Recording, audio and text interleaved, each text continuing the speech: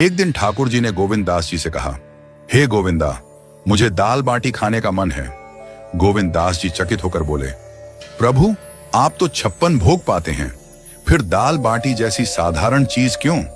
ठाकुर जी ने हंसते हुए कहा, आज मैं 56 भोग नहीं बल्कि तेरे हाथों बनी दाल बाटी खाना चाहता हूं, पर मंदिर की रसोई में नहीं, मैं तेरी कुटिया में आऊंगा, वहां तू इसे उपलों पर बना।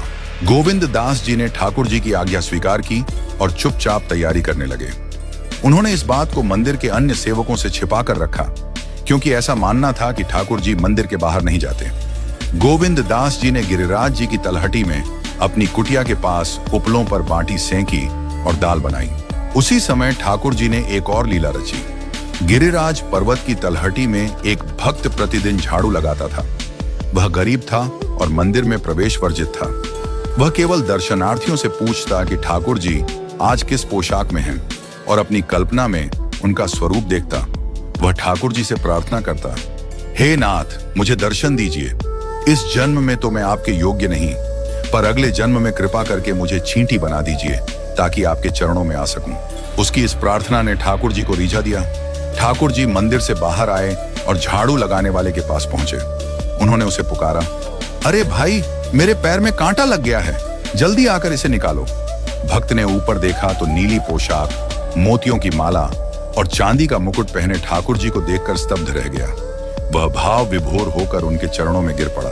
ठाकुर जी ने अपने चरण उसकी गोद में रख दिए और कहा, जल्दी से कांटा निकाल, हाथ से नहीं निकले तो अपने दांतों से निकाल।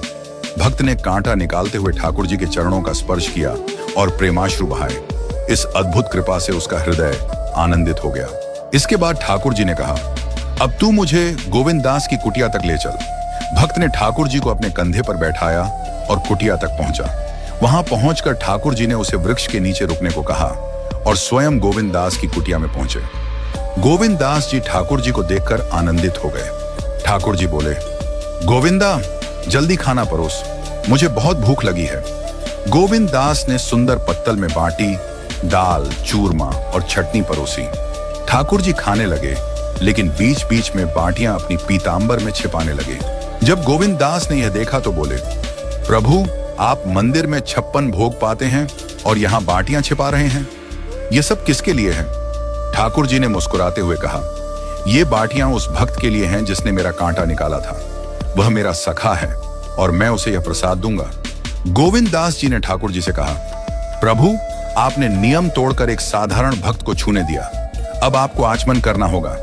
ठाकुर जी ने जल लिया और आचमन करने लगे। तभी गोविंद दास जी ने ठाकुर जी को कुंड में धक्का दे दिया।